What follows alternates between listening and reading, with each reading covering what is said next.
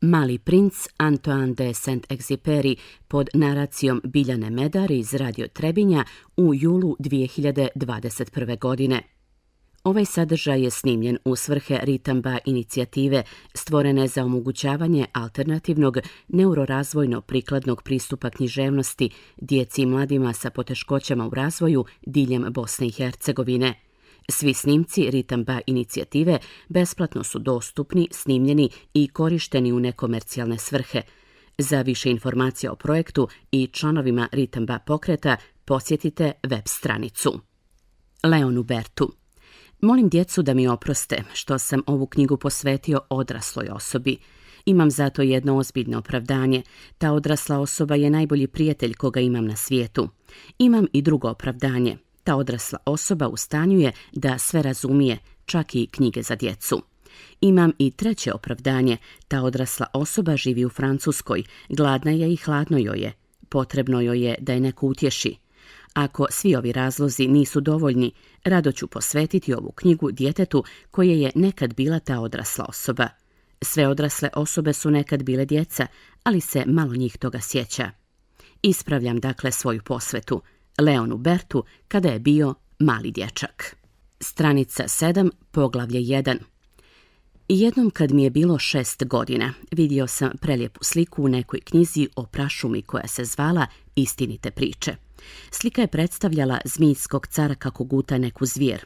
Evo kopije tog crteža. U knjizi je pisalo: zmijski car guta svoj plijen u jednom zalogaju, ne žvaćući ga. Poslije toga se više ne može kretati i prespava 6 mjeseci dok ga ne svari. To me navelo na mnoga razmišljanja o avanturama u prašumi, pa sam jednom uspio da olovkom u boji nacrtam svoj prvi crtež. Moj crtež broj 1 izgledao je ovako. Pokazivao sam svoje remek djelo odraslim osobama i pitao ih da li se plaše mog crteža. Oni su mi odgovarali zašto bismo se plašili šešira. Međutim, moj crtež nije prikazivao šešir. Prikazivao je zmijskog cara koji je progutao slona.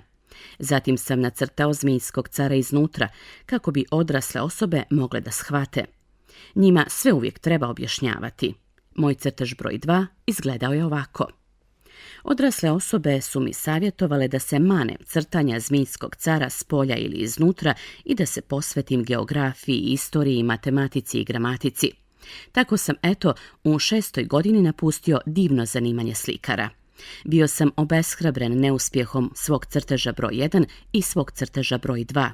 Odrasle osobe nikad ništa ne shvataju same, a djecu zamara da im sve uvijek ponovo objašnjavaju. I tako sam morao da izaberem neko drugo zanimanje, pa sam naučio da vozim avion. Letio sam svuda po svijetu. Geografija mi je, iskreno rečeno, mnogo koristila. Mogao sam na prvi pogled da razlikujem Kinu od Arizone, a to je veoma korisno ako čovjek noću zaluta. Tako sam tokom života mnogo puta dolazio u kontakt sa ozbiljnim ljudima, dugo sam živio sa odraslima. To nije bitno popravilo moje mišljenje o njima. Kada bi među njima sreo nekog ko bi mi se učinio malo pametniji, provjeravao sam ga svojim crtežom broj 1 koji sam stalno čuvao. Htio sam da saznam da li on zaista razumije, ali on bi mi uvijek odgovarao: to je šešir. Tada mu ne bih pričao ni o zmijskom caru, ni o prašumi, ni o zvijezdama. Spuštao bih se na njegov nivo. Pričao mu o bridžu, o golfu, o politici i o kravatama. A odrasla osoba bi bila veoma zadovoljna što je upoznala tako razumnog čovjeka. Stranica 10, poglavlje 2. Tako sam živio sam, bez ikoga sa kim bih mogao iskreno porazgovarati, sve dok mi se prije 6 godina u pustinji u Sahari nije desio kvar. Nešto se bilo polomilo u mom motoru, pa kako pored sebe nisam imao ni mehaničara ni putnika, riješio sam da sam probam popraviti jedan teški kvar. Bilo je to za mene pitanje života ili smrti. Vode za piće imao sam jedva za 8 dana. Prve noći sam zaspao na pijesku 1000 milja daleko od ljudskih naselja. Bio sam mnogo usamljeniji od bilo kog brodolomnika na splavu usred okeana. Zato možete zamisliti kako sam se iznenadio kada me je u zoru probudio neki smiješan glasić. Govorio je: molim vas, nacrtajte mi ovcu. A? Nacrtaj mi ovcu. Skočio sam na noge kao gromom pogođen. Dobro sam protrljao oči, dobro pogledao i vidio sam sasvim neobičnog dječaka koji me je ozbiljno posmatrao. Evo njegovog najboljeg portreta koji sam kasnije uspio nacrtati. Ali moj crtež nije naravno ni izdaleka tako čaroban kao što je on. Nisam ja za to kriv.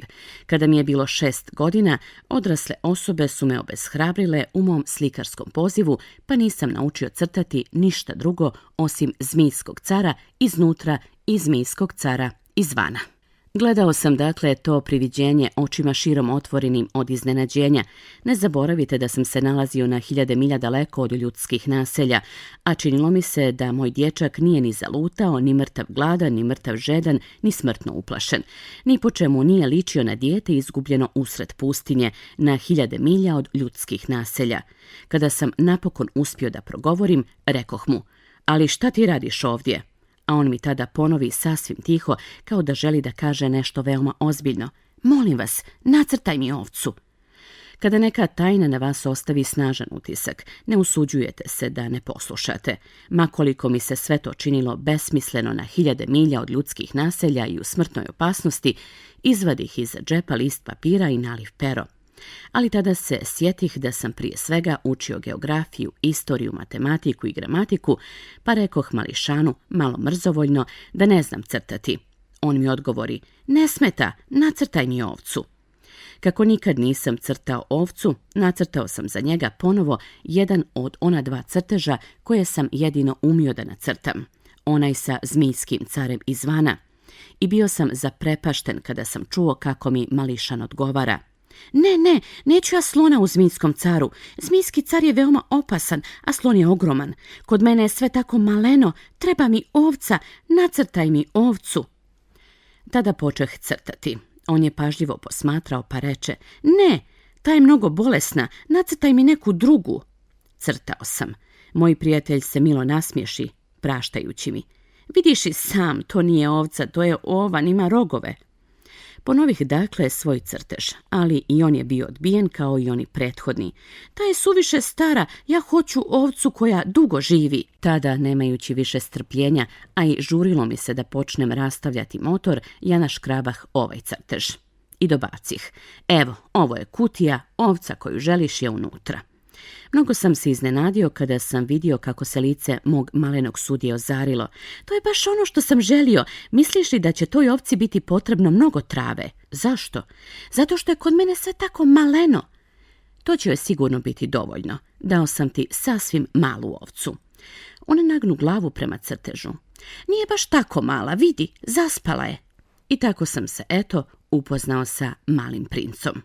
Stranica 15, poglavlje 3. Trebalo mi je dugo vremena dok sam shvatio odakle je došao. Činilo mi se da Mali princ, koji je postavljao mnoga pitanja, nikada nije čuo moja. Slučajno izgovorene riječi, malo po malo, sve su mi otkrile. Tako, kad je prvi put ugledao moj avion: "Neću crtati avion, taj crtež suviše težak za mene." On me upita: "Kakva je to stvar?" "Nije to stvar, to leti, to je avion, to je moj avion." I bio sam ponosan na što sam mu rekao da letim. Tada on uzviknu: "Kako, ti si pao s neba?" "Da," odgovorih ja skromno. "O, baš čudno." I Mali princ udari u predivan smijeh koji mene jako naljuti. Želim da se moje nevolje ozbiljno shvate, a on nastavi: "Znači da i ti dolaziš s neba, sa koje si planete?" Odmah sam u tajni njegovog prisustva naslutio neko objašnjenje, pa ga iznenada upitah: "Ti dakle dolaziš sa neke druge planete?" Ali mi on ne odgovori. Blago je klimao glavom, sve gledajući moj avion. "Da, stvarno, u ovome nisi mogao doći iz daleka."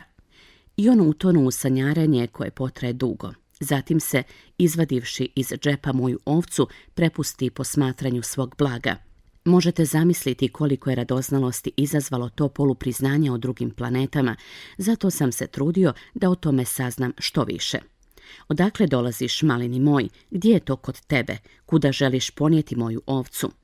On mi odgovori poslije zamišljenog ćutanja: "Kutija koju si mi dao dobra je zato što će joj noću moći poslužiti kao kuća." "Naravno, a ako budeš dobar, daću ti kanap da je danju privežeš i kočić." Taj prijedlog kao da je zaprepastio Malog princa. "Da je privežem? Smiješno." "Ali ako je ne vežeš, može da odluta, izgubit će se." A moj prijatelj ponovo udari u smijeh: "Pa kuda bi odlutala?" "Bilo kuda, pravo, naprijed." Tada Mali princ ozbiljno reče: Nije važno, kod mene je sve tako maleno. I doda, možda pomalo tužno, idući pravo ne stiže se baš daleko. Stranica 19, poglavlje 4. Tako sam saznao i drugu, veoma važnu stvar, da je njegova planeta jedva nešto veća od obične kuće. To me nije baš mnogo iznenadilo. Dobro sam znao da osim velikih planeta kao što su Zemlja, Jupiter, Mars, Venera, kojima su ljudi dali imena, ima na stotine drugih koje su ponekad tako male da ih je teleskopom teško vidjeti. Kad neki astronom otkrije takvu planetu, on joj umjesto imena daje broj. Nazove je, na primjer, asteroid 3251. Imam ozbiljnih razloga da vjerujem da je planeta sa koje je došao Mali princ asteroid B612. Jedan turski astronom teleskopom je primijetio taj asteroid 1909. godine i to samo jednom. On je tada svečano izložio svoje otkriće na Međunarodnom kongresu astronoma, ali mu niko nije vjerovao zbog njegovog odijela. Takve su odrasle osobe. Na svu sreću za dobar glas asteroida B612, jedan turski diktator je pod prijetnjom smrtne kazne nametnuo svom narodu evropski način oblačenja.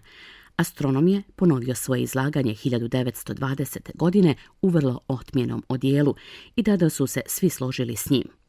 Ispričao sam vam ove pojedinosti o asteroidu B612 i povjerio vam njegov broj samo radi odraslih osoba. Odrasli vole brojeve. Kada im pričate o nekom svom novom prijatelju, nikada vas ne pitaju o onom što je bitno. Nikada vas ne pitaju kakva je boja njegovog glasa, koje igre najviše voli, skupljali leptire, nego vas pitaju koliko ima godina, koliko ima braće, koliko ima kilograma, koliko mu otac zarađuje. I tek tada vjeruju da su ga upoznali. Ako odraslima kažete vidio sam lijepu kuću od ružičaste cigle sa geranijama na prozorima i golubovima na krovu, oni neće moći da zamisle tu kuću. Njima treba reći vidio sam kuću od 100.000 franaka. Tada će uzviknuti kako je lijepa. Isto tako ako im kažete dokaz da je Mali princ postojao je taj što je bio divan, što se smijao, što je želio ovcu. Kad čovjek želi ovcu, to je dokaz da postoji. Oni će slegnuti ramenima i smatrati da ste dijete. Ali ako im kažete planeta sa koje je došao Mali princ je asteroid B612, bit će zadovoljni i neće vam više dosađivati pitanjima. Takvi su oni. Ne treba se zato na njih ljutiti. Djeca moraju mnogo toga praštati odraslima. Ali mi koji razumijemo život, mi naravno ne marimo za brojeve. Volio bih da sam ovu priču počeo kao bajku. Volio bih da sam rekao bio jednom jedan mali princ i živio je na planeti koja je jedva nešto malo veća od njega samoga, a bio mu je potreban prijatelj. Onima koji razumiju život to bi se činilo mnogo uvjerljivije.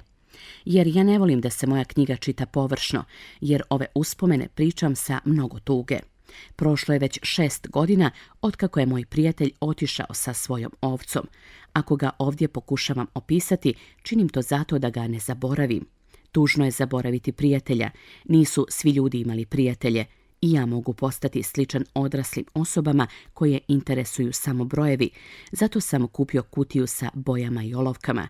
Nije se lako vratiti crtanju u mojim godinama kada nikad ništa nisam pokušao da nacrtam sem zmijskog cara izvana i zmijskog cara iznutra, a i to kad mi je bilo 6 godina. Pokušat ću naravno nacrtati njegov lik što je moguće vjernije, ali nisam sasvim siguran da ću uspjeti. Poneki crtež mi donekle uspje, drugi opet ne liči ni na šta. Isto tako se prevarim i u pogledu stasa. Na jednoj je slici Mali princ previsok, na drugoj prenizak. Nisam siguran ni kod određivanja boje njegovog odijela. Ovdje nagađam malo ovako, malo onako, kako ispadne. Prevarit ću se uostalom i u nekim važnijim detaljima, ali to mi morate oprostiti. Moj prijatelj nikada ništa nije objašnjavao. Možda je vjerovao da sam mu sličan, ali ja nažalost nisam sposoban da vidim ovcu kroz kutiju. Možda sam pomalo sličan odraslim osobama, mora biti da sam ostario. Stranica 24, poglavlje 5. Svakodnevno sam saznavao ponešto novo o planeti, o dolasku, o odlasku, o putovanju. Dolazilo je to sasvim lagano prilikom njegovog slučajnog razmišljanja. Tako sam trećeg dana saznao uzbudljivu priču o baobabima. I ovog puta je to zahvaljujući ovci, jer me je mali princ iznenada upitao kao obuzet nekom teškom sumnjom. Da li je istina da ovce jedu žbunje? Da, istina je. O, drago mi je.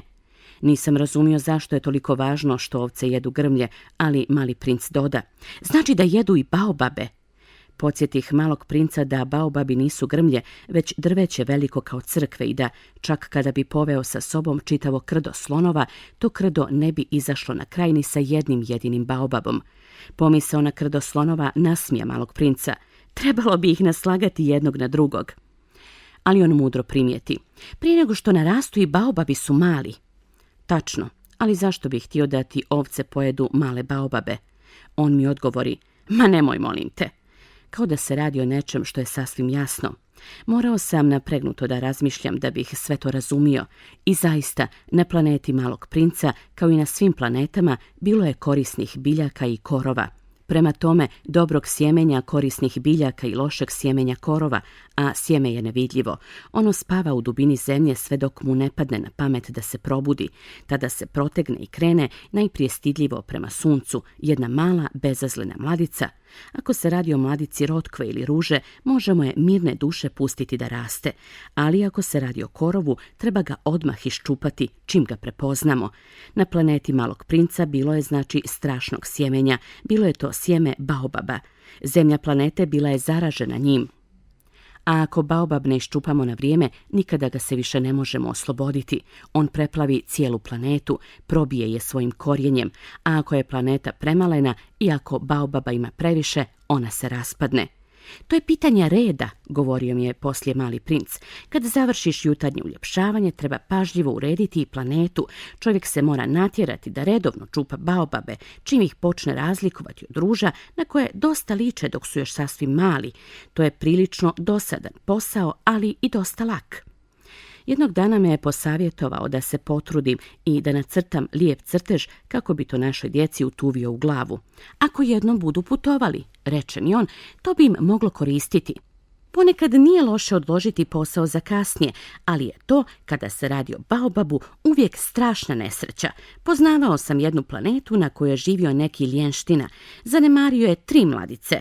I prema uputstvima malog princa nacrtao sam tu planetu. Nikada ne volim da zvučim kao propovjednik, ali opasnost od baobaba je tako malo poznata, a oni koji zalutaju na neki asteroid izlažu se tako velikoj opasnosti da sam ovog puta odstupio od svog pravila da budem uzdržan. Rekoh, djeco, čuvajte se baobaba. Na tom sam crtežu toliko radio samo zato da bih svoje prijatelje upozorio na opasnost koja i njima i meni već odavno lebdi nad glavom, a da toga nismo svjesni. Pouka koju sam im dao isplatila se. Možda ćete se upitati zašto u ovoj knjizi nema i drugih crteža koji su tako veličanstveni kao što je crtež baobaba. Odgovor je vrlo jednostavan. Pokušao sam, ali mi nije pošlo za rukom. Dok sam crtao baobabe, vodio me osjećaj da se ne smije odlagati. Ah, mali prinče, malo po malo shvatio sam tvoj mali, tužni život. Tvoja jedina razonoda je dugo vremena bila samo ljepota sunčevog zalaska. Tu novu pojedinost saznao sam tek 4. dana ujutro kada si mi rekao: volim zalaske sunca, hajde da gledamo sunčev zalazak. Ali treba čekati. Šta treba čekati? Čekati da sunce počne da zalazi. Činilo se da si najprije vrlo iznenađen, a zatim si se nasmijao samom sebi i rekao si mi: stalno mislim da sam kod kuće. I zaista, kad je u Sjedinjenim Američkim Državama podne, svi znaju da u Francuskoj sunce zalazi. Bilo bi dovoljno kada bi čovjek mogao na trenutak doći u Francusku da prisustvuje zalasku sunca. Nažalost, Francuska je vrlo, vrlo daleko, ali tebi je na tvojoj tako maloj planeti bilo dovoljno pomjeriti stolicu za nekoliko koraka. I posmatrao bi Sutton kad god bi to poželio. Jednog dana sam 43 puta vidio sunce kako zalazi. Malo kasnije si dodao: znaš, kada je čovjek veoma tužan, voli da gleda zalazak sunca. Zar si toga dana sa 43 sunčeva zalaska bio mnogo tužan? Mali princ ne odgovori. Stranica 31, poglavlje 7. 5. dana, ponovo zahvaljujući ovci, otkrio sam tajnu o životu malog princa. Zapitao me iznenada, bez uvoda, kao da je to posljedica nekog problema o kojem je dugo u sebi razmišljao. Ako ovca jede grmlje, znači da jede i cvijeće. Ovca jede sve na što naiđe, čak i cvijeće sa trnjem. Da, čak i cvijeće sa trnjem. Čemu onda služi trnje? Nisam znao. U tom sam momentu bio vrlo zauzet. Pokušavao sam da odvrnem neki vrlo čvrsto stegnut šraf na motoru. Bio sam veoma zabrinut jer mi se kvar činio veoma ozbiljan, a voda za piće, koje je bilo sve manje, zadavala mi je strah od najgoreg. Čemu služi trnje? Mali princ nikada nije odustajao od pitanja koje je jednom postavio. Ljutio me onaj šraf, pa sam mu ne razmišljajući odgovorio: trnje ničemu ne služi, ono je čista pakost cvijeća. Oh! On mi poslije kraćeg ćutanja skoro zlobno dobaci: ne vjerujem ti, cvijeće je slabo, ono je bezazleno, ono se brani kako može, vjeruje da je strašno sa svojim trnjem. Nisam ništa odgovorio. Tog trenutka sam mislio, ako mi se ovaj šraf bude i dalje opirao, izbiću ga jednim udarcem čekića. Mali princ me ponovo prekide u razmišljanju. Ti stvarno misliš da cvijeće? Ne, ništa ja ne mislim, odgovorio sam ti bez razmišljanja. Ja radim ozbiljne stvari. On me pogleda začuđeno. Ozbiljne stvari? Gledao me kako stojim sa čekićem u ruci i sa prstima crnim od motornog ulja, nagnut nad predmetom koji mu se činio veoma ružnim. Govoriš kao odrasle osobe. To me malo postidi, ali on nemilosrdno doda: ti sve brkaš, sve si pomiješao. Bio je zaista veoma ljut. Zatresao je na vjetru svoju zlatnu kosu. Znam jednu planetu na kojoj živi neki crveni uobraženko. On nikada nije pomirisao cvijet, nikada nije pogledao zvijezdu, nikada nikog nije volio, nikada nije radio ništa drugo osim što je računao. I po cijeli dan je ponavljao kao ti: ja sam ozbiljan čovjek, ja sam ozbiljan čovjek. I usto puca od ponosa. Ali to nije čovjek, to je gljiva.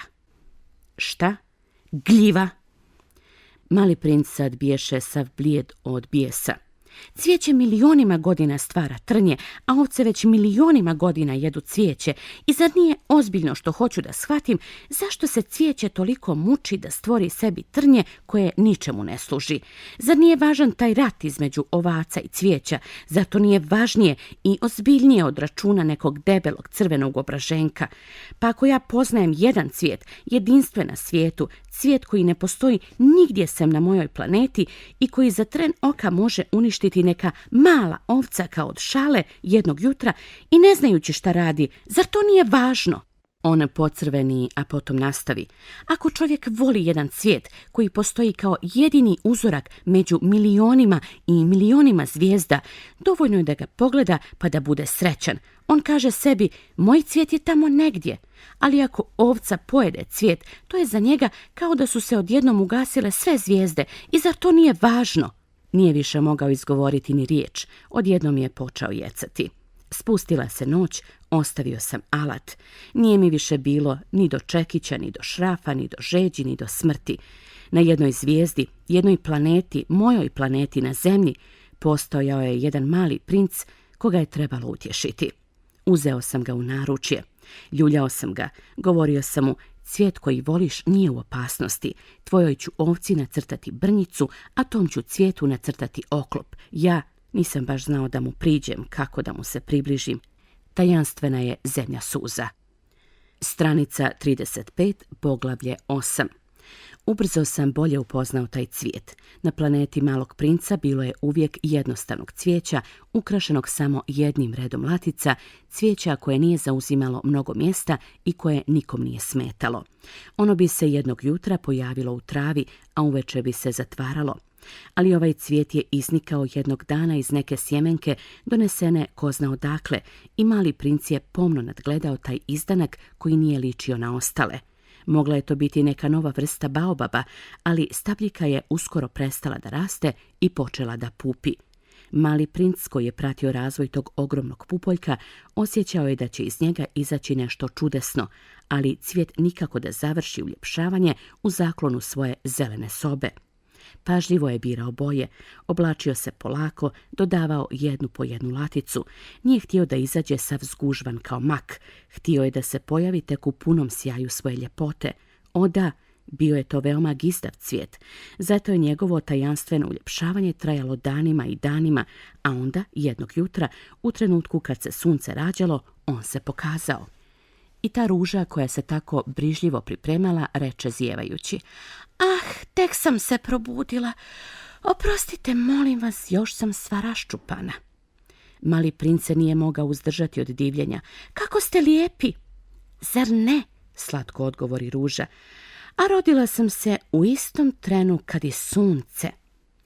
Mali princ je odmah shvatio da nije baš previše skromna, ali bila je tako dirljiva. "Mislim da je vrijeme za doručak," uskoro je dodala. "Budite tako dobri i mislite na mene." I mali princ sav zbunjen ode po kanticu punu svježe vode i posluži ružu. Tako ga ona poče uznemiravati svojom pomalo jogunastom taštinom. Jednog dana, na primjer, govoreći o svoja 4 trna, ona reče malom princu: "Mogu doći tigrovi sa svojim kandžama." "Na mojoj planeti nema tigrova," pobuni se mali princ, "a sem toga tigrovi ne jedu travu." "Nisam ja trava," slatko odgovori ruža. "Oprostite, ne bojim se ja tigrova, ali se plašim promaje. Imate li možda kakav zaklon?" "Plaši se promaje, to baš i nije dobro za jednu biljku," pomisli mali princ. "Ova ruža ima tešku narav." "Uveče ćete me staviti pod stakleno zvono. Kod vas je veoma hladno, niste na dobrom položaju. Tamo odakle ja dolazim..." Ali ućuti. Došla je u obliku sjemena. Nije mogla ništa znati o drugim svjetovima. Ponižena što je dozvolila da je uhvati u pripremanju tako naivne laži, ona se 2-3 puta nakašlje, ne bi li se mali princ osjetio krivim. "A gdje je taj zaklon?" Upravo sam htio da odem po njega, ali ste mi vi nešto govorili." Ona tada poče na silu da kašlje, ne bi li kod malog princa ipak izazvala grižu savjesti. Tako je mali princ i pored svoje dobronamjerne ljubavi ubrzo posumnjao u ružu. Ozbiljno je shvatio beznačajne riječi i postao veoma nesrećan. "Nije trebalo da je slušam," povjeri mi se jednog dana. "Nikada ne treba slušati cvijeće, treba ga gledati i mirisati. Moja ruža je mirisom obavila planetu, ali se ja nisam znao tome radovati. Ta priča o kandžama, koja me je toliko razljutila, trebalo je da me raznježi." Još mi povjeri: "Tada nisam ništa shvatao. Trebalo je da sudim po djelima, a ne po riječima. Nadahnjivala me mirisom i omamljivala. Nisam smio nikako da pobjegnem. Morao sam osjetiti njenu nježnost koja se krila iza sitnih lukavstava. Ruže su pune protivrječnosti, ali bio sam suviše mlad da bih umio voljeti." Stranica 40, poglavlje 9. Vjerujem da je za svoj odlazak iskoristio seobu divljih ptica. Tog jutra, prije odlaska, lijepo je uredio svoju planetu, pažljivo je očistio žive vulkane. Imao je 2 živa vulkana, to mu je bilo baš korisno za spremanje doručka. Imao je i jedan ugašeni vulkan, ali kako je govorio, nikada se ne zna. Očistio je i taj ugašeni vulkan. Kada su dobro očišćeni, vulkani rade tiho i neprekidno, bez erupcija. Vulkanske erupcije su kao vatra u kaminu. Naravno, mi smo na našoj zemlji suviše mali da bismo mogli očistiti naše vulkane. Baš zbog toga nam stvaraju tolike neprijatnosti. Mali princ je pomalo tužno isčupao i posljednje izdanke baobaba. Mislio je da se više nikada neće vratiti. Ali svi ti svakodnevni poslovi toga jutra činili su mu se nevjerovatno laki. I kad je posljednji put zalio ružu i spremio se da je stavi pod stakleno zvono, osjeti želju da zaplače. "Zbogom," reče on ruži. Ali ona mu ne odgovori. "Zbogom," ponovi on. Ruža se nakašlja, ali ne zato što je nazebla. "Bila sam glupa," reče naizad. "Oprosti mi, pokušaj biti srećan." Bio je iznenađen što mu ništa ne prebacuje. Stajao je sav zbunjen sa staklenim zvonom u ruci. Nije razumio tu blagu umiljatost. "Znaš, ja te volim," reče mu ruža. Ja sam kriva što to nisi shvatio. Sad nije važno, ali ti si bio isto tako glup kao i ja. Pokušaj biti srećan, pusti to zvono, ne treba mi više. Ali vjetar, nisam baš toliko prehlađena. Dobro će mi doći malo svježeg noćnog vazduha. Ja sam cvijet. A životinje? Moram podnijeti 2-3 gusjenice ako hoću da upoznam leptire. Izgleda da su veoma lijepi. Ko će me inače posjetiti? Ti ćeš biti daleko, a velikih se životinja ne bojim, imam kandže. I ona naivno pokaza svoja 4 trna. Zatim doda, nemoj ju dugovlačiti toliko, to je nesnosno. Odlučio si da ideš, pa idi. Nije htjela da je vidi kako plače. Bila je to veoma ponosna ruža. Stranica 43, poglavlje 10. Nalazio se u predjelu asteroida 325, 326, 327, 328, 329 i 330. Počeo je dakle da ih posjećuje da bi na njima potražio neko zanimanje i da bi nešto naučio. Na prvom je živio neki kralj. Sjedio je obučen u purpur i samurovinu na veoma jednostavnom, ali ipak veličanstvenom prijestolu. Ah, evo jednog podanika, uzviknu kralj kada ugleda malog princa. A mali princ se zapita, kako me je mogao prepoznati kada me nikada nije vidio? On nije znao da je za kraljeve svijet vrlo pojednostavljen. Za njih su svi ljudi podanici. Priđi bliže da te bolje vidim, reče mu kralj koji biješe veoma ponosan što je bar nekom kralj. Mali princ potraži očima gdje bi sjeo, ali je cijela planeta bila prekrivena veličanstvenim plaštom od samurovine. Ostade dakle da stoji, a kako je bio umoran, zijevnu. Zijevati u prisustvu kralja protivi se dvorskim propisima ponašanja, reče mu vladar, zabranjujem ti da zijevaš. Ne mogu da se uzdržim, odgovori mali princ sav zbunjen. Dugo sam putovao i nisam spavao. Ako je tako, onda ti zapovjedam da zijevaš, reče kralj. Već godinama nisam nikog vidio da zijeva. Zijevanje je za mene rijetkost. Hajde, zijevaj, to je naređenje. Sad sam se uplašio i sad ne mogu više, reče mali princ pocrvenivši. Odgovori kralj. Onda ti naređujem da čas zijevaš, a čas da... Mrmljao je nešto i izgledao kao da je ljut. Jer kralj je prije svega održao do toga da se poštuje njegov ugled. Nije podnosio neposlušnost. Bio je to apsolutni vladar. Ali, kako je bio dobar čovjek, davao je razumna naređenja. Kada bih naredio, reče on, kada bih nekom generalu naredio da se pretvori u morsku pticu i kad general ne bi poslušao, to ne bi bila njegova greška, bila bi to moja greška. Smijem li da sjednem?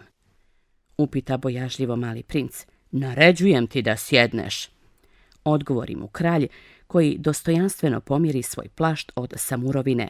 Mali princ se iznenadi. Planeta je bila sićušna. Nad kime je taj kralj mogao vladati? Gospodaru, reče mu on, oprostite što ću vas pitati. Naređujem ti da me pitaš, požuri se kralj. Gospodaru, nad kim vi vladate? Nad svim i svačim, odgovori kralj vrlo jednostavno. Nad svim i svačim. Kralj uzdržanim pokretom pokaza na svoju planetu, druge planete i zvijezde. Nad svim tim, upita mali princ. Nad svim tim, odgovori kralj. Jer to biješe ne samo apsolutni vladar, već i sveopšti vladar. I zvijezde vas slušaju. Naravno, reče mu kralj. Odmah me poslušaju. Ja ne podnosim neposlušnost. Tolika moć zadivi malog princa. Kada bi je on imao, mogao bi da posmatra ne 44, već 72 ili čak 100 ili čak 200 zalazaka sunca u jednom istom danu, a da nikada ne pomakne stolicu. I kako je bio pomalo tužan, sjećajući se svoje male napuštene planete, ohrabri se da zatraži od kralja jednu milost. Želio bih da vidim zalazak sunca, učinite mi to zadovoljstvo, naredite suncu da zađe. Kada bih nekom generalu naredio da kao leptir leti od cvijeta do cvijeta, ili da napiše tragediju, ili da se pretvori u morsku pticu, i kad general ne bi poslušao naređenje, ko bi za to bio kriv, on ili ja? Vi, odlučno odgovori mali princ. Tačno, od svakog treba tražiti ono što on može da pruži, nastavi kralj. Autoritet se prvenstveno bazira na razumu. Ako svom narodu narediš da se baci u more, on će se pobuniti. Ja imam pravo da zahtijevam poslušnost, jer su moja naređenja razumna. A moj zalazak sunca? Podsjeti ga mali princ, koji nikada nije zaboravljao jednom postavljeno pitanje. Imaćeš svoj zalazak sunca, zahtijevat ću ga, ali čekat ću, po mom pravilu o vladanju, zato treba da budu povoljni uslovi. Kada će to biti? Zapita mali princ. Odgovori mu kralj, koji prvo pogleda jedan veliki kalendar. To će biti to će biti večeras oko 7:40 i vidjet ćeš kakvo će me lijepo poslušati. Mali princ zjevnu. Bilo mu je žao što nije dobio svoj zalazak sunca, a sem toga bilo mu je već pomalo dosadno. Nemam više šta da radim ovde, reče on kralju. Odlazim. Nemoj da ideš, odgovori kralj, koji je bio vrlo ponosan što ima jednog podanika. Nemoj da ideš, naimenovaću te za ministra. Ministra čega? Pa, pravde. Ali nemam kome da sudim. To ne znamo, reče mu kralj. Još nisam obišao svoje kraljevstvo.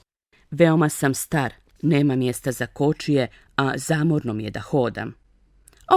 Ali ja sam već vidio, reče mali princ, koji se nažeda baci još jedan pogled na drugu stranu planete. Ni tamo nema nikog. Onda ćeš suditi sam sebi, odgovori mu kralj. To je najteže. Mnogo je teže suditi samom sebi nego drugima. Ako uspiješ da sebi dobro sudiš, znači da si pravi mudrac. Reče mali princ, ja mogu samom sebi suditi bilo gdje. Nije potrebno da živim ovdje. Reče kralj. Mislim da na mojoj planeti ima negdje jedan stari pacov. Čujem ga noću. Možeš suditi tom starom pacovu. S vremena na vrijeme osudit ćeš ga na smrt. Tako će njegov život zavisiti od tvoje pravde, ali ti ćeš ga svaki put pomilovati da bi ga poštedio, jer je on ovdje jedini. Ja ne volim osuđivati na smrt, odgovori mali princ, i zaista želim da odem. Ne, reče kralj. Kada je završio pripreme za put, mali princ ne htjede da žalosti starog vladara, pa reče: Ako vaše veličanstvo želi da ga s mjesta poslušam, neka mi izda razumno naređenje, neka mi, na primjer, naredi da otputujem za 1 minut. Čini mi se da su uslovi povoljni. Pošto kralj nije ništa odgovorio, mali princ je najprije oklijevao, a zatim, uzdahnuvši, pođe na put. Imenujem te za svog ambasadora, požuri tada da mu dovikne kralj. Izgledao je veoma dostojanstveno. Odrasli su vrlo čudni, reče mali princ dok je putovao. Stranica 50, poglavlje 11. Na drugoj planeti živio je neki Uobraženko. Evo meni jednog obožavaoca, uzviknu Uobraženko još izdaleka, čim je ugledao malog princa, jer za uobražene su svi drugi ljudi obožavaoci.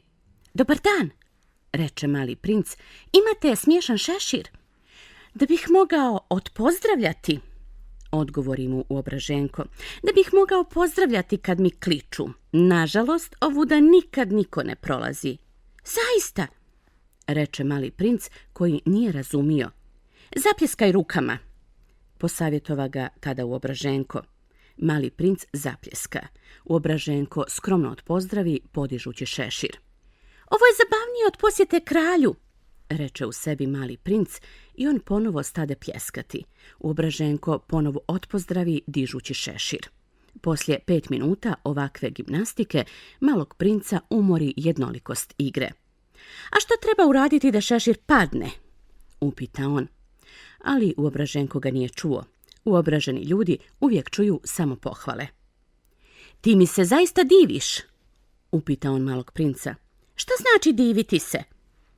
Diviti se znači priznati da sam ja najljepši, najbolje obučen, najbogatiji i najpametniji čovjek na ovoj planeti. Ali ti si sam na ovoj planeti. Učini mi to zadovoljstvo, ipak mi se divi. Divim ti se, reče mali princ lagano sležući ramenima. Ali zašto ti je to toliko važno? I mali princ ode. Odrasli su stvarno čudni, jednostavno reče mali princ sam sebi dok je putovao. Stranica 52, poglavlje 12. Na sljedećoj planeti živio je neki pijanac. Ta posjeta je bila vrlo kratka, ali je mnogo rastužila malog princa. Šta ti tu radiš? Upita on pijanca kojeg je zatekao kako sjedi u tišini pred gomilom praznih i gomilom punih flaša.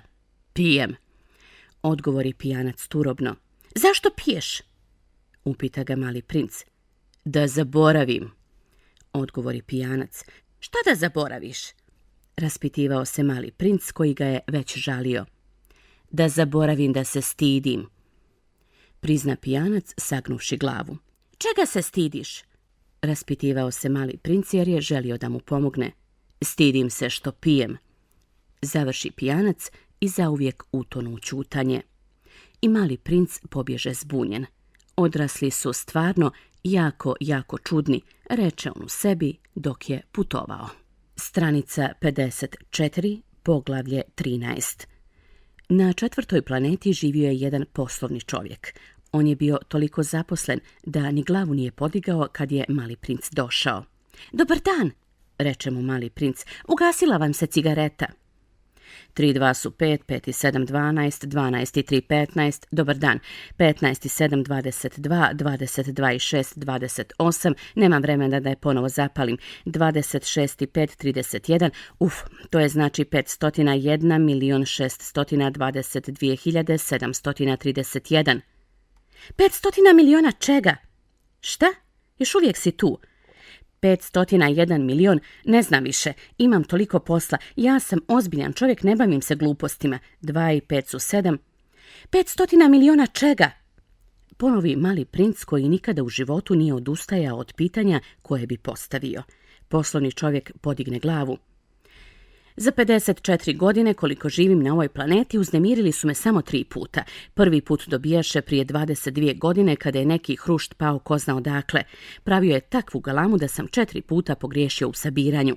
Drugi put dobijaše prije 11 godina, tada sam obolio od reume, premalo se krećem. Nemam vremena za šetnju, ja sam ozbiljan čovjek i evo, sada 3. put. Rekao sam dakle 501 milion. Milion čega? Poslovni čovjek shvati da zaista nema nade da će ga ostaviti na miru.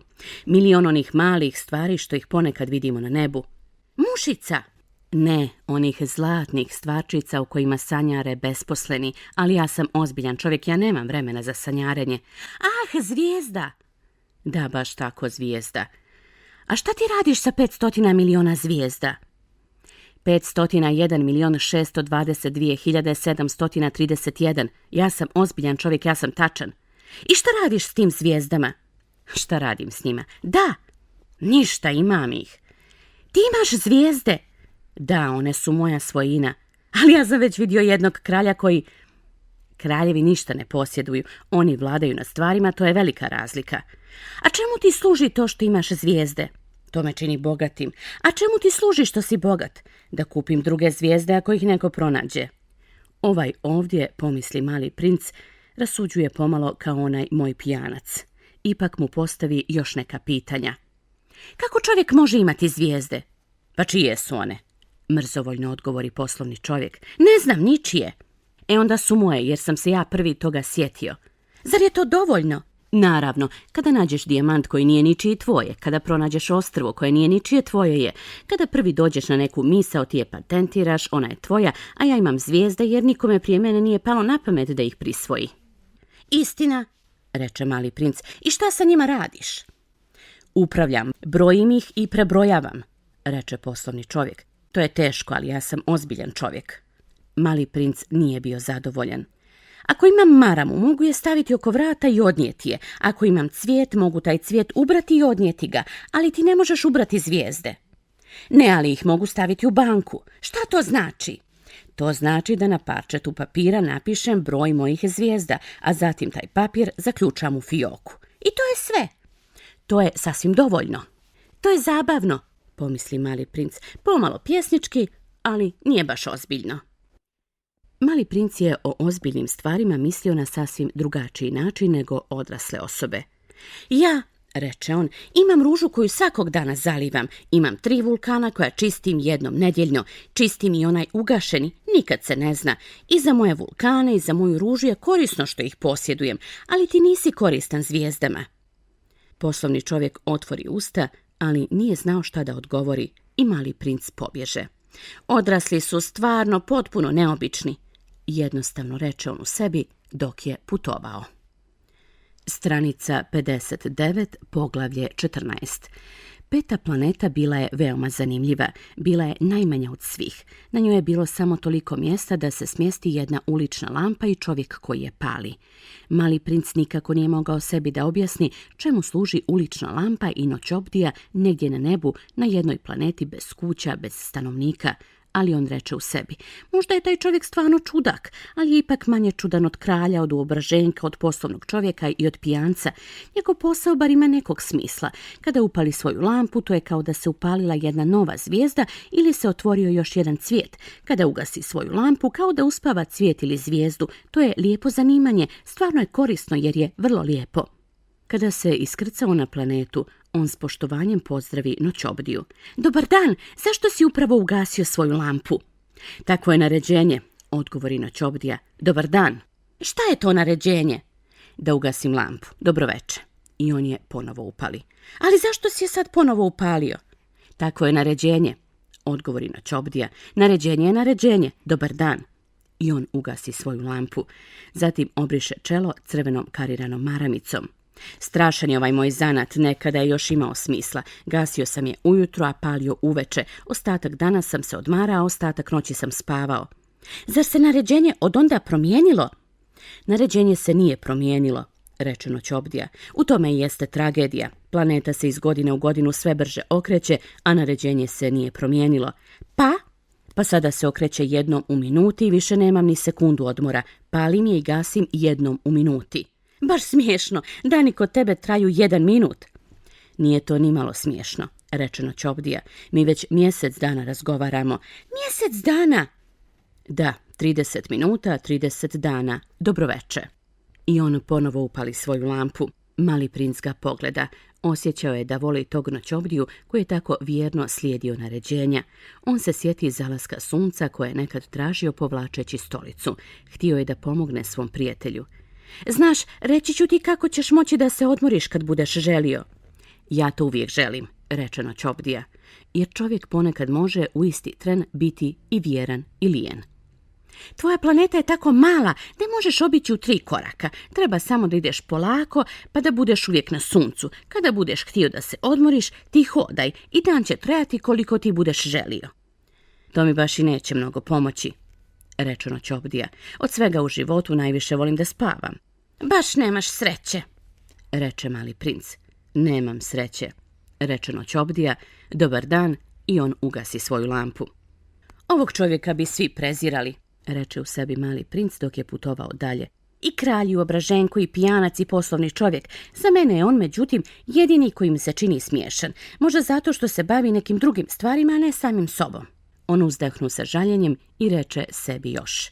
On je jedini sa kojim bih se mogao sprijateljiti, ali njegova planeta je zaista vrlo mala, nema na njoj mjesta za dvojicu. Mali princ se nije usuđivao da sam sebi prizna da je za tom blaženom planetom žalio najviše zbog onih 1440 zalazaka sunca za 24 časa. Stranica 64, poglavlje 15. 6. planeta bila je 10 puta prostranija. Na njoj je živio neki stari čovjek koji je pisao ogromne knjige. Gle, evo jednog istraživača, poviče on kad ugleda malog princa. Mali princ sjede na sto, malo zadihan. Prošao je veliki dio puta. Odakle dolaziš? Upita ga gospodin. Kakva je to debela knjiga? Reče mali princ. Šta vi ovdje radite? Ja sam geograf, reče stari gospodin. Šta je to geograf? To je naučnik koji zna gdje se nalaze mora, rijeke, gradovi, planine i pustinje. To je veoma zanimljivo, reče mali princ. Evo napokon jednog pravog zanimanja. I on baci pogled oko sebe po geografovoj planeti. Nikada još nije vidio tako veličanstvenu planetu. Vaša planeta je veoma lijepa. Ima li na njoj okeana? Ja to ne mogu da znam, reče geograf. A gradova, rijeka ili pustinja? Ni to ne mogu da znam, reče geograf. Ali vi ste geograf. Tačno, reče geograf. Ali ja nisam istraživač, nemam ni jednog istraživača. Neće valjda geograf da broji gradove, rijeke, planine, mora, okeane i pustinje. Geograf je previše važna osoba da bi skitao. On ne napušta svoju radnu sobu, on u njoj prima istraživače, ispituje ih i bilježi njihove uspomene, a ako mu se sjećanje nekog od njih učine interesantna, geograf se raspita o poštenju istraživača. A zašto? Zato što bi istraživač koji laže izazvao velike nevolje u geografovim knjigama, a isto tako i istraživač koji mnogo pije. Zašto? Zato što pijanice sve vide dvostruko i tako bi geograf zabilježio 2 planine tamo gdje postoji samo jedna. Poznajem nekog ko bi bio loš istraživač. Može biti. Dakle, kada se učini da je neki istraživač pošten, njegovo se otkriće provjerava. Pođe se na lice mjesta? Ne, to je vrlo komplikovano, ali se od istraživača traži da donese dokaz. Ako se, na primjer, radi o otkriću neke velike planine, traži se od njega da donese veliko kamenje sa te planine. Geograf se odjednom uzbudi. Ali ti dolaziš iz daleka, ti si istraživač, opiši mi tvoju planetu. Geograf otvori zapisnik i zareže olovku. Pričanje istraživača prvo se bilježi olovkom. Da bi se zapisalo mastilom, čeka se da istraživač donese dokaze. Dakle, upita geograf. Kod mene, reče mali princ, nije mnogo interesantno, sve je tako malo, imam 3 vulkana, 2 su živa, 1 ugašeni, ali nikad se ne zna. Nikad se ne zna, reče geograf. Imam i 1 ružu. Mi ne bilježimo cvijeće, reče geograf. Ali zašto? Pa to je najljepše. Zato što je cvijeće prolazno. Šta to znači prolazno? Geografske knjige, reče geograf, su najdragocijenije od svih knjiga. One nikad ne zastarijevaju. Vrlo je rijedak slučaj da neki okean presuši. Mi bilježimo ono što je vječno. Ali ugašeni vulkani se mogu probuditi, prekine ga mali princ. Šta znači prolazno? Bilo da su vulkani ugašeni ili živi, nama je svejedno, reče geograf. Nama je važna planina, ona se ne mijenja. Ali šta znači prolazno? Ponovi mali princ koji nikad u životu nije odustajao od jednom već postavljenog pitanja. To znači ono čemu prijeti bliska propast. Zar moja ruži prijeti bliska propast? Naravno. Moja ruža je prolazna, reče mali princ sam sebi. Ona ima samo 4 trna da se brani od svijeta, a ja sam je ostavio kod kuće sasvim samu. Bilo je to prvi put da je osjetio žaljenje, ali on se ponovo ohrabri. Šta mi savjetujete da posjetim? Upita on. Planetu Zemlju, odgovori mu geograf. Ona je na dobrom glasu. I mali princ pođe misleći na svoju ružu. Stranica 68, poglavlje 16. 7. planeta bila je dakle Zemlja. Zemlja nije neka beznačajna planeta.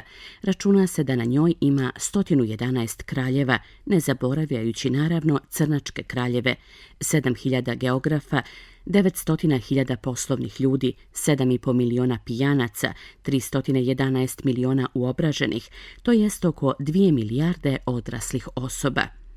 Da biste imali predstavu o veličini Zemlje, reći ću vam da je na njoj prije otkrića električne energije bilo potrebno držati na svih 6 kontinenata čitavu armiju od 462.511 noćobdija.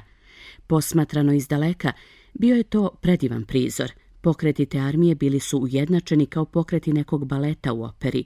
Prvo su na red dolazile noćobdije sa Novog Zelanda i Australije. Oni bi, upalivši svoje lampe, otišli na spavanje.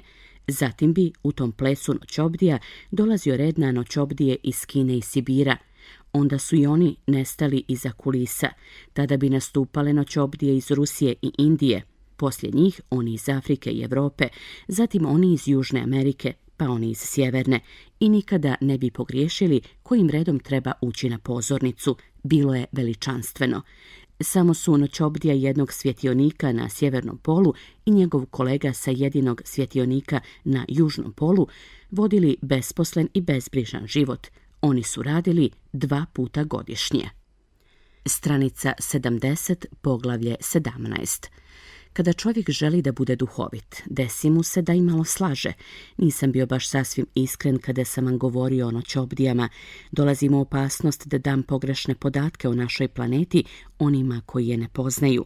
Ljudi zauzimaju vrlo malo mjesta na zemlji. Kada bi 2 milijarde stanovnika koji naseljavaju zemlju stajali i to malo stisnuti kao na nekom mitingu, lako bi mogli stati na trg 20 milja dug i 20 milja širok. Čovječanstvo bi se moglo stisnuti na najmanje ostrvo u Tihom okeanu. Odrasle osobe neće vam naravno vjerovati. One umišljaju da zauzimaju mnogo mjesta. Smatraju sebe važnim kao baobabi. Savjetujte im da se izračunaju. One obožavaju brojeve pa će im se to dopasti, ali nemojte gubiti vrijeme još i na to. Nema potrebe, imajte povjerenja u mene. Kada je stigao na zemlju, mali princ se strašno iznenadio, jer nigdje nikoga nije vidio. Već se uplašio da je pogriješio planetu kad se neki prsten boje mjeseca pomjeri u pijesku. Laku noć, reče mali princ za svaki slučaj. Laku noć, reče zmija. Na koju sam to planetu pao? Upita mali princ. Na zemlju, u Afriku, odgovori zmija. Ah, na zemlji znači nema nikoga. Ovo je pustinja, u pustinjama nema nikoga, zemlja je velika, reče zmija. Mali princ sjede na kamen i podiže oči prema nebu. Pitam se, reče on, da li su zvijezde osvjetljene zato da bi svako jednog dana mogao naći svoju? Pogledaj moju planetu, tačno iznad nas. Ah, kako je daleko. Lijepa je, reče zmija. Zašto si došao ovde? Imao sam neprilika sa jednim cvijetom, reče mali princ. O, začudi se zmija. I oni zaćute. Gdje su ljudi? Nastavi napokon mali princ. Čovjek je pomalo usamljen u pustinji. Čovjek je usamljen i među ljudima, dobaci zmija. Mali princ je dugo posmatrao zmiju. Čudna si ti životinja, reče konačno, tanka kao prst. Ali sam moćnija od kraljevskog prsta, reče zmija. Mali princ se nasmiješi. Nisi baš tako moćna, nemaš čak ni noge, a ne možeš ni putovati. Mogu te odnijeti dalje nego brod, reče zmija. Ona se omota oko članka malog princa kao zlatna narukvica. Onaj koga ja dotaknem vraća se u zemlju iz koje je došao, doda ona. Ali ti si čist i dolaziš sa jedne zvijezde. Mali princ ništa ne odgovori. Žao mi te je tako slabog na ovoj zemlji od granita mogu.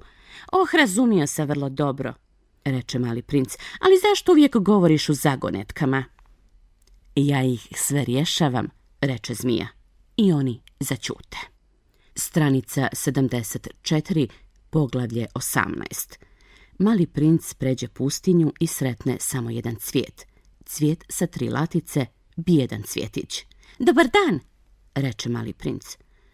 Dobar dan, reče cvijet. Gdje su ljudi? Ljubazno zapita mali princ. Cvijet je jednom vidio neki karavan kako prolazi.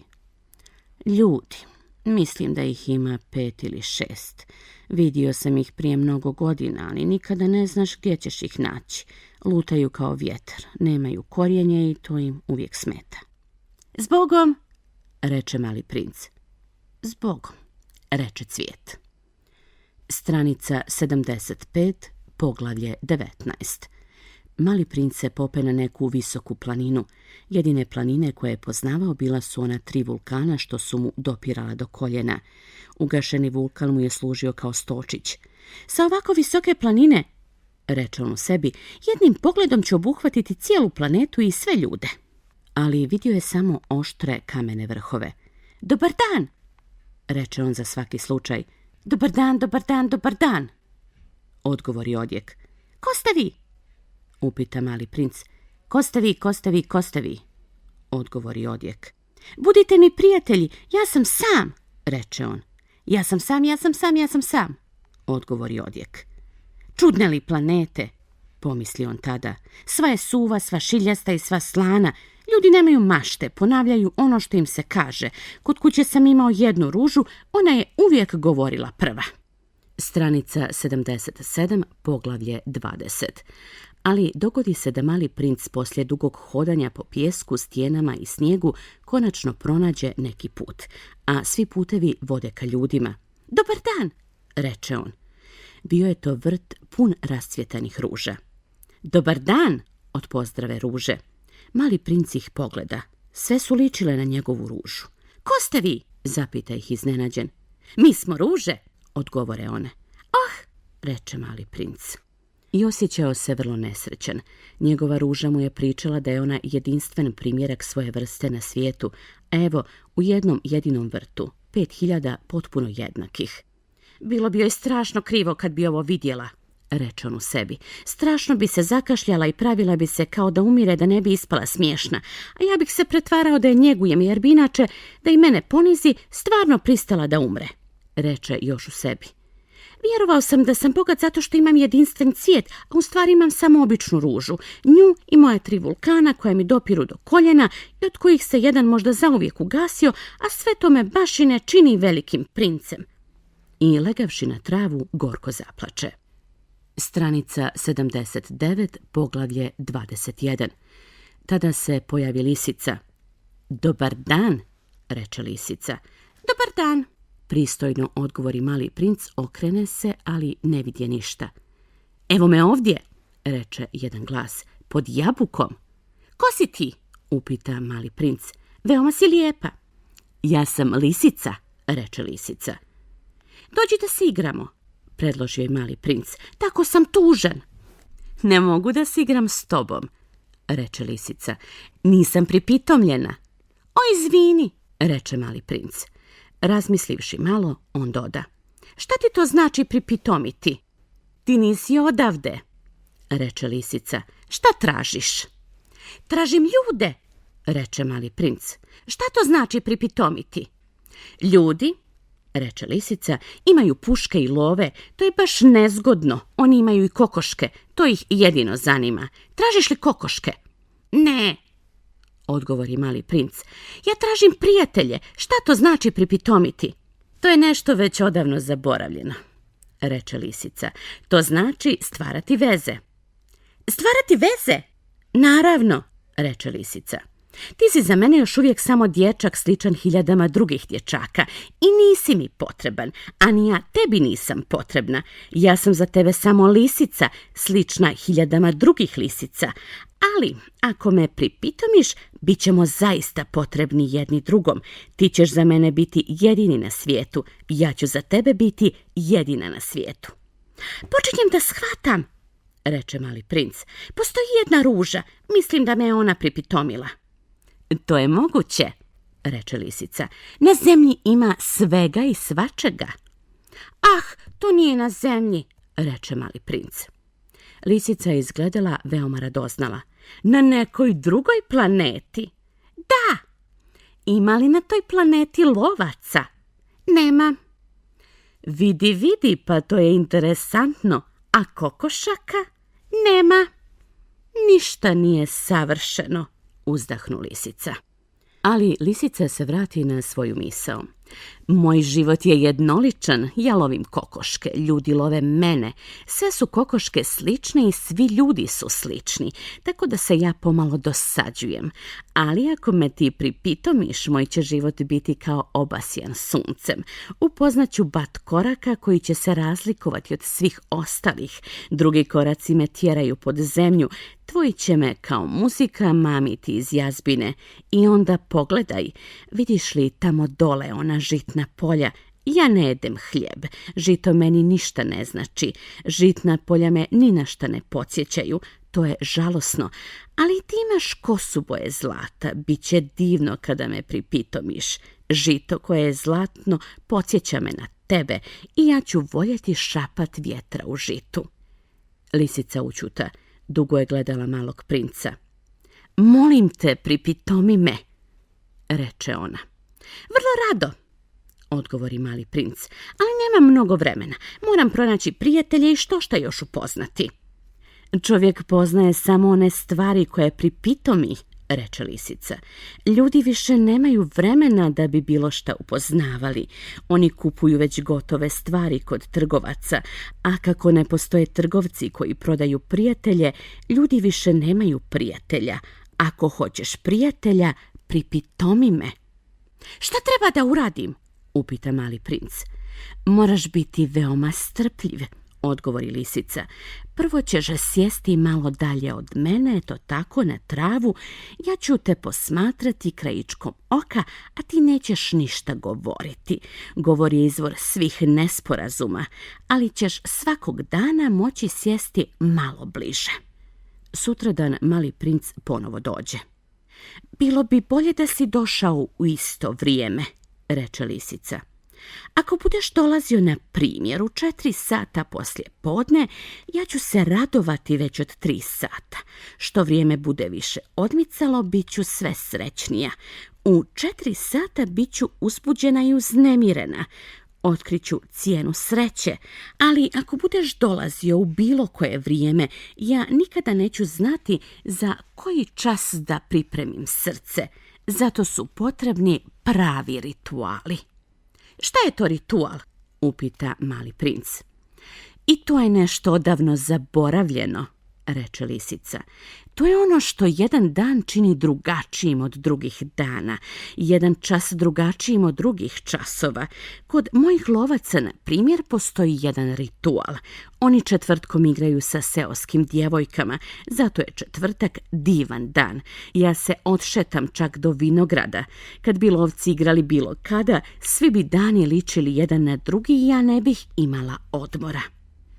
Tako mali princ pripitomi lisicu, a kada se približio dan rastanka. Ah, reče lisica, plače mi se. Sama si kriva, reče mali princ. Ja ti nisam želio nikakvo zlo, ali ti si htjela da te pripitomim. Naravno, reče lisica. Ali sada ćeš se rasplakati, reče mali princ. Naravno, odgovori lisica. Time znači ništa ne dobijaš. Dobijam, reče lisica, zbog boje žita. Zatim doda. Idi ponovo da pogledaš ruže. Shvatit ćeš da je tvoja jedinstvena na svijetu. Onda se vrati da mi kažeš zbogom, a ja ću ti pokloniti jednu tajnu. Mali princ ode da ponovo pogleda ruže. Vi uopšte ne ličite na moju ružu. Vi još niste ništa, reče im on. Niko vas nije pripitomio i vi niste nikoga pripitomile. Vi ste kao što je bila moja lisica, slična 100.000 drugih lisica, ali ja sam od nje stvorio svog prijatelja i ona je sada jedina na svijetu, reče im on još. Za vas čovjek ne može umrijeti. Naravno, običan prolaznik povjerovao bi da moja ruža liči na vas, ali ona je sama važnija od svih vas zajedno, zato što sam ja nju zalivao, zato što sam nju stavio pod stakleno zvono, zato što sam ja nju zaštitio zaklonom, zato što sam zbog nje poubijao gusjenice. Osim one 2-3 koje sam ostavio radi leptira, zato što sam ja nju slušao kako se tuži, hvali ili kako ponekad čak i ćuti, zato što je to moja ruža. I on se vrati lisici. Zbogom, reče on. Zbogom, reče lisica. Evo moje tajne, vrlo je jednostavna, čovjek samo srcem dobro vidi. Suština je očima nevidljiva. Suština je očima nevidljiva, ponovi mali princ da bi zapamtio. Vrijeme koje si posvetio svojoj ruži čini tu ružu tako dragocjenom. Vrijeme koje sam posvetio mojoj ruži, ponovi mali princ da bi zapamtio. Ljudi su zaboravili tu istinu, reče lisica, ali ti ne smiješ da je zaboraviš. Ti postaješ zauvijek odgovoran za ono što si pripitomio, ti si odgovoran za svoju ružu. Ja sam odgovoran za moju ružu, ponovi mali princ da bi zapamtio. Stranica 87, poglavlje 22. Dobar dan, reče mali princ. Dobar dan, odgovori skretničar. Šta to radiš? Upita ga mali princ. Svrstavam putnike u grupe od po 1000 ljudi, reče skretničar. Otpravljam vozove koji ih nose čas desno, čas lijevo. Jedan osvjetljeni brzi voz, tutnjeći kao grom, zatrese skretničarevu kućicu. Strašno im se žuri, reče mali princ. Za čim to jure? To ne zna ni mašinovođa, reče skretničar. i zatutnji u suprotnom pravcu drugi osvjetljeni brzi voz. Zar se već vraćaju? Upita mali princ. Nisu to isti ljudi, reče skretničar, to je razmjena. Zar nisu bili zadovoljni tamo gdje su bili? Čovjek nikada nije zadovoljan, ma gdje bio, reče skretničar. Tada zatutnji i treći osvjetljeni brzi voz. Zar to ovi jure one prve putnike? Upita mali princ. Nikoga oni ne jure, reče skretničar. Oni unutra spavaju ili zjevaju, samo djeca pritiskaju nosiće o prozorska okna. Samo djeca znaju šta traže, reče mali princ. Djeca troše vrijeme na jednu krpenu lutku koja im ubrzo postane veoma važna, pa plaču ako im je neko oduzme. Blago njima, reče skretničar. Stranica 89, poglavlje 23. Dobar dan, reče mali princ. Dobar dan, odgovori trgovac. Bio je to trgovac s savršenim pilulama koje gase žeđ, progutaš jednu sedmično i ne osjećaš više potrebu za pićem. Zašto to prodaješ? Upita ga mali princ. To je velika ušteda vremena, reče trgovac. Stručnjaci su izračunali, uštedi se 53 minuta sedmično. I šta rade tih 53 minuta? Rade šta hoće. Kada bih ja imao 53 minuta slobodnog vremena, uputio bih se sasvim lagano do nekog izvora. Stranica 90, poglavlje 24.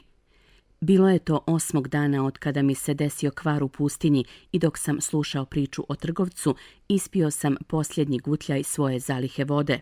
Ah, rekoh malom princu, tvoje su uspomene vrlo lijepe, ali ja nisam popravio avion, nemam više ništa za piće, pa bih i ja bio sretan kada bih se mogao sasvim lagano uputiti prema nekom izvoru. Moja prijateljica lisica, reče mi on. Mali moj, nije više riječ o lisici. Zašto? Zato što ćemo umrijeti od žeđi. On nije shvatio misao i odgovori mi. Dobro je ako je čovjek imao prijatelja, čak i ako mora umrijeti. Ja sam vrlo zadovoljan što mi je lisica bila prijatelj. On nije svjestan opasnosti, pomislih. On nikada nije ni gladan ni žedan, dovoljno mu je malo sunca. Ali on me pogleda i odgovori na moju misao. I ja sam žedan, hajde da potražimo neki bunar. Umorno odmahnuh rukom. Besmisleno je tražiti bunar na sreću u beskrajnoj pustinji. Ipak krenu smo. Poslije dugih časova hodanja bez riječi, spusti se noć i zvijezde počeše sijati. Primjećivao sam ih kao u snu, jer sam imao laganu groznicu zbog žeđi. Riječi malog princa motale su mi se po glavi. Znači i ti si žedan, upitah ga ja, ali on ne odgovori na moje pitanje. Reče mi jednostavno, voda može biti dobra i za srce. Nisam razumio njegov odgovor, ali učutah. Dobro sam znao da ga ne treba ispitivati. Bio je umoran. Sjedoh pored njega i nakon kraćeg ćutanja on doda. Zvijezde su lijepe zbog jednog cvijeta koji se ne vidi. Odgovorio sam naravno i bez riječi posmatrao pješčane nabore na mjesečini. Pustinja je lijepa, doda on. I to je bila istina. Uvijek sam volio pustinju. Sjedneš na pješčanu dinu, ništa ne vidiš, ništa ne čuješ, a ipak nešto svjetluca u tišini. Ono što pustinju čini lijepom, reče mali princ, je saznanje da se u njoj negdje sakriva izvor. Iznenadio sam se što sam odjednom shvatio to tajanstveno svjetlucanje pijeska. Kada sam bio mali, stanovao sam u jednoj staroj kući za koju se pričalo da je u njoj sakriveno neko blago. Nikoga nikada nije otkrio, a možda ga čak nije ni tražio, ali je cijela kuća bila začarana njime. Moja je kuća u svom srcu sakrivala jednu tajnu. Da, rekoh ja malom princu, bilo da se radi o kući, o zvijezdama ili o pustinji, ono što ih čini lijepim nevidljivo je. Drago mi je, reče on, da se slažeš s mojom lisicom. Kako je malog princa savladao san, uzeo sam ga u naručje i krenuo natrag. Bio sam uzbuđen, činilo mi se da nosim neko krhko blago, čak mi je izgledalo da nema ničeg krhkijeg na zemlji. Posmatrao sam na mjesečini to blijedo čelo, te zatvorene oči, te pramenove kose koji su lepršali na vjetru i govorio u sebi. Ja ovdje vidim samo ljusku, ono najvažnije je nevidljivo. Kako se na njegovim poluotvorenim usnama ocrtavao smiješak, pomislih još. Ono što me najviše uzbuđuje kod ovog malog princa, to je njegova vjernost jednom cvijetu, to je slika jedne ruže što zrači u njemu kao plamen svijeće, čak i kad spava, i činio mi se još krhkiji. Svijeće treba dobro čuvati, jedan dašak vjetra može ih ugasiti. I koračajući tako, u zoru pronađoh bunar. Stranica 94, poglavlje 25. Ljudi se naguraju u brze vozove, reče mali princ, pa onda zaborave kuda su krenuli i šta traže, onda postanu nemirni i počnu se vrtiti u krugu. I doda, to nema smisla. Bunar do koga smo došli nije ličio na bunare u Sahari. Saharski bunari su uglavnom rupe iskopane u pijesku. Ovaj je ličio na seoski bunar, ali tu nije bilo nikakvog sela i ja pomislih da sanjam. Zaista čudno, rekoh malom princu, sve je spremno, čekrk, vjedro i uže. On se nasmija, dodirnu uže, pokrenu čekrk, a čekrk zaškripi kao što škripe i stari pjetao na krovu odavno zaboravljen od vjetra. Čuješ li, reče mali princ, probudili smo ovaj bunar, a on je zapjevao. Nisam želio da se napreže. Pusti mene, rekoh mu, to je za tebe preteško. Polako sam podizao vjedro do kamene ograde, na njoj ga učvrstih. U ušima mi je odzvanjala pjesma čekrka, a u vodi koja je još podrhtavala vidio sam kako treperi sunce. Žedan sam te vode, reče mali princ, daj mi da pijem. I ja shvatih šta je tražio. Podizao sam vjedro do njegovih usana. Pio je zatvorenih očiju. Bilo je to poput neke tihe svečanosti. Ta voda biješe zaista drugačija od obične hrane. Bila je rođena u hodu pod zvijezdama, u pjesmi čekrka, u naporu mojih ruku. Prijala je srcu kao poklon. Kada sam bio mali, svjetlost božićne jelke, muzika ponoćne molitve, blagost osmijeha činili su moje božićne poklone još čarobnijim. Ljudi sa tvoje planete, reče mali princ, gaje 5000 ruža u jednom jedinom vrtu i ne nalaze u tome ono što traže. Ne nalaze, odgovorih. A ipak ono što traže može se naći u jednoj jedinoj ruži ili u malo vode. Naravno, odgovorih. Mali princ doda, ali oči su slijepe, treba tražiti srcem. Napio sam se, disao sam duboko. Pjesak u zoru ima boju meda. Bio sam srećan i zbog te boje meda. Zašto sam onda morao osjetiti bol?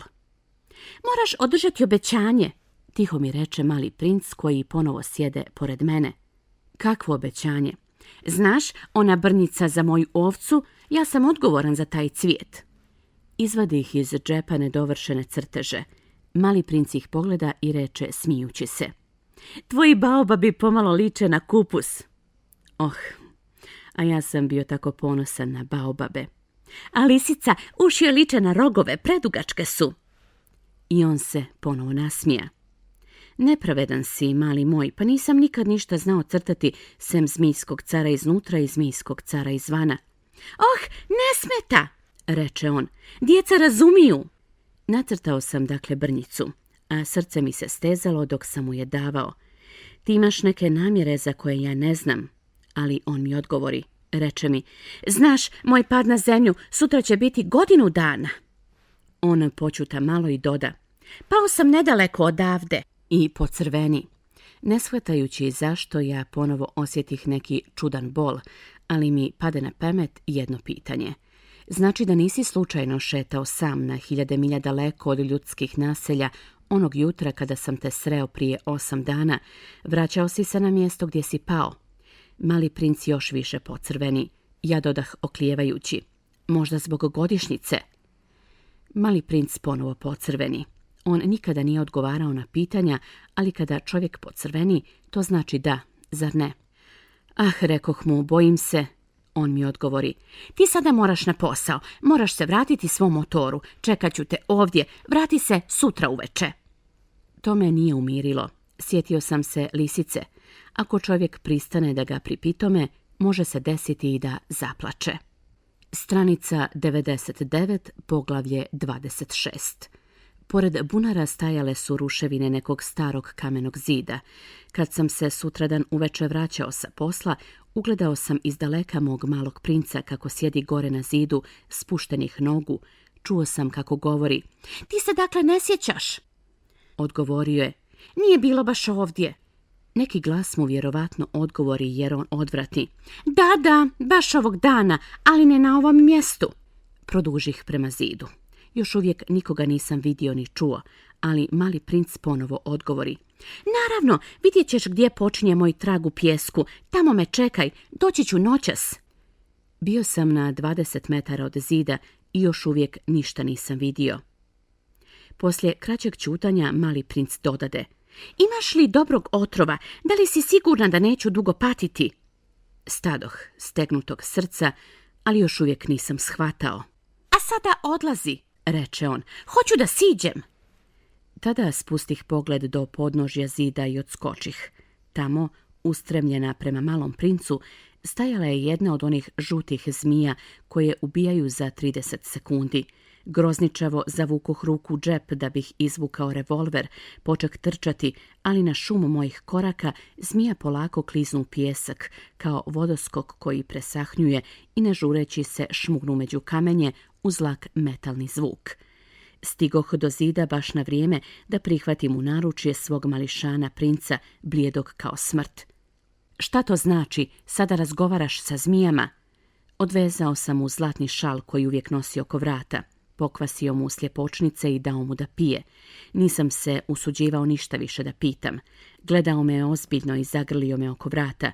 Osjećao sam kako mu srce kuca kao ptičice koja umire pogođena iz puške. On mi reče. Drago mi je što si pronašao kvar na motoru. Sada se možeš vratiti kući. Kako znaš? Upravo sam htio da mu saopštim da sam, suprotno svim očekivanjima, uspio da završim posao. On ne odgovori na moje pitanje, ali nadoda. I ja se danas vraćam kući. Zatim tužno reče. To je mnogo dalje, mnogo teže. Osjećao sam da se dešava nešto neobično. Stezao sam ga u naručju kao malo dijete, a ipak mi se činilo kao da tone pravo u neki ponor, ali nisam bio sposoban ništa da učinim da ga zadržim. Imao je ozbiljan pogled, izgubljen negdje u daljini. Imam tvoju ovcu, a imam i kutiju za ovcu i brnjicu. On se tužno nasmiješi. Dugo sam čekao, osjećao sam da malo pomalo postaje sve topliji. Malini moj, uplašio si se. Naravno da se uplašio, ali on se tiho nasmiješi. Još više ću se uplašiti večeras. Osjetih kako se ponovo ledim od osjećaja neizbježnosti i shvatih da ne mogu podnijeti pomisao da više nikada neću čuti taj smijeh. Za mene je on bio kao izvor u pustinji. Malini moj, hoću da i dalje slušam kako se smiješ. Ali on mi reče. Noćas će biti godina dana, moja zvijezda će se nalaziti tačno iznad onog mjesta na koje sam pao prošle godine. Malini, to je samo ružan san, zar ne? Ta priča o zmiji i sastanku i zvijezdi. Ali on ne odgovori na moje pitanje. Reče mi, ono što je bitno ne vidi se. Naravno. To je kao sa cvijetom. Ako voliš jedan cvijet koji se nalazi na nekoj planeti, divno je noću gledati nebo, sve zvijezde su rascvjetane. Naravno. To je kao s vodom. Ona koju si mi dao da pijem bila je kao muzika, zbog čekrka i užeta. Sjećaš li se? Bila je slatka. Naravno. Gledat ćeš noću zvijezde. Moja je suviše mala da bih ti pokazao gdje se nalazi. Bolje je ovako. Moja će zvijezda za tebe biti jedna od zvijezda. Tako ćeš voljeti da gledaš sve zvijezde. Sve će one biti tvoji prijatelji. A sem toga poklonit ću ti nešto. On se ponovo nasmije. Ah, maleni, kako volim taj smijeh. Upravo to će biti moj poklon. Biće to kao sa vodom. Šta hoćeš da kažeš? Kada budeš gledao nebo noću, pošto ću ja živjeti na jednoj od njih, pošto ću se na jednoj od njih smijati, to će za tebe biti kao da se sve zvijezde smiju. Ti ćeš imati zvijezde koje umiju da se smiju. I on se ponovo nasmija. A kada se utješiš, jer čovjek se uvijek utješi, biće ti drago što si me upoznao. Zauvijek ćeš mi ostati prijatelj. Poželit ćeš da se smiješ sa mnom. Otvorit ćeš ponekad prozor onako iz zadovoljstva. Tvoji će se prijatelji čuditi kada te vide kako se smiješ gledajući nebo. Ti ćeš im tada reći, da, zvijezde me uvijek tjeraju na smijeh. A oni će misliti da si lud, baš sam ti podvalio. On se ponovo nasmija. To će biti kao da sam ti umjesto zvijezda poklonio pregršte zvončića koji umiju da se smiju. I on se ponovo nasmija, a zatim se uozbilji. Noćas, znaš, nemoj doći. Neću te napuštati. Izgledat će kao da patim, izgledat će pomalo kao da umirem. Tako je to. Nemoj doći da to gledaš. Nema smisla. Neću te napuštati. Ali on se zabrinu. Kažem ti to i zbog zmije. Ne smije da te ugrize. Zmije su zle. Mogu da ujedu iz zadovoljstva. Neću te napuštati. Ali njega nešto umiri. Istina, one nemaju otrova i za drugi ujed. Te noći nisam primijetio kada je krenuo. Pobjegao je nečujno. Kada sam ga konačno stigao, išao je odlučno brzim korakom. Reče mi samo, ah, tu si, i uze me za ruku, ali se još mučio. Griješiš, bit će ti teško, izgledat će ti kao da sam mrtav, a to neće biti istina. Ja sam ćutao. Razumiješ, to je predaleko, ne mogu da ponesem ovo tijelo, suviše je teško. Ja sam ćutao. Ono će biti kao stara napuštena ljuštura. Stare ljušture nisu tužne. Ja sam ćutao. On se malo obeshrabri, ali učini još jedan napor. Biće lijepo, znaš, ja ću gledati zvijezde. Sve će zvijezde biti bunari sa zarađalim čekrkom. Sve će mi zvijezde sipati da pijem. Ja sam ćutao. Biće veoma zabavno. Ti ćeš imati 500 miliona zvončića, ja ću imati 500 miliona izvora. I on začuta jer je plakao. To je tamo. Pusti da koraknem sam. I on sjede jer ga je bilo strah. Zatim još reče. Znaš, moja ruža, ja sam za nju odgovoran, a ona je tako slaba, tako je bezazlena. Ona ima samo 4 bijedna trna da je štite od svijeta. Sjedoh jer nisam više mogao stajati, a on reče. Eto, to je sve. Još malo je oklijevao, zatim ustane. Korakne. Ja sam sjedio kao prikovan za tlo. Kraj njegovog ležnja samo bljesnu žuta munja. Stajao je nepomično jedan tren. Nije viknuo. Pao je lagano, kao što pada stablo. Čak nečujno, zbog pijeska. Stranica 107, poglavlje 28. Od tada je naravno prošlo već 6 godina. Nikada još nisam pričao ovu priču. Prijatelji koji su me ponovo vidjeli bili su vrlo zadovoljni što me vide živog.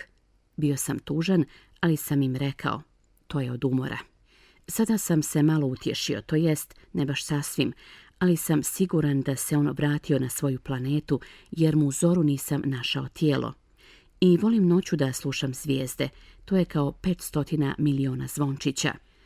Ali evo događa se nešto neobično. Na brnjicu, koju sam nacrtao malom princu, zaboravio sam staviti kožni kaiš. Nikada je neće moći pričvrstiti ovci. I ja se pitam šta li se dogodilo na njegovoj planeti. Možda je ovca ipak pojela ružu. Ponekad kažem sebi, sigurno nije. Mali princ svake noći stavlja svoju ružu pod stakleno zvono i dobro pazi na ovcu. Onda sam srećan i sve zvijezde se umiljato smiju. Ponekad kažem sebi, čovjek je ponekad rasijan i to je dovoljno. Jedno večer je zaboravio stakleno zvono ili se možda ovca noću tiho iskrala. Onda se svi zvončići pretvaraju u suze. To je eto velika tajna. Za vas koji također volite malog princa, kao i za mene, sve je na svijetu drugačije ako je negdje, bilo gdje, neka ovca koju ne poznajemo pojela ili ne jednu ružu. Pogledajte nebo, zapitajte se da li je ovca pojela ružu ili nije i vidjet ćete kako se sve mijenja, a nijedna odrasla osoba nikada neće razumjeti da je to toliko važno. Ovo je za mene najljepši i najtužniji predio na svijetu. To je isti onaj predio kao i na prethodnoj strani, ali sam ga još jednom nacrtao da vam ga dobro pokažem. Tu se eto mali princ pojavio na zemlji, a zatim nestao. Gledajte pažljivo ovaj predio da biste bili sigurni da ćete ga prepoznati ako jednom budete putovali po Africi u pustinji. I ako vam se desi da prolazite tuda, preklinjem vas, ne žurite, zakasnite malo ispod same zvijezde. Ako vam tada priđe neki čudak, ako se smije, ako ima zlatnu kosicu, ako ne odgovara na pitanja, odmah ćete se sjetiti ko je on. Tada budite dobri. Ne ostavljajte me ovako tužnog. Odmah mi napišite da se vratio. Izdavač Akija Mali princ Beograd. Za izdavača Anica Klipa. Urednik Asim Isabegović. Prevod Oksana Grozdanić. Likovna obrada korica Anica Klipa. Prelom i priprema Nenad Đuričić. Štampa Plavo slovo Beograd. Drugo izdanje, tiraž 700 primjeraka. Beograd, 1998. godine.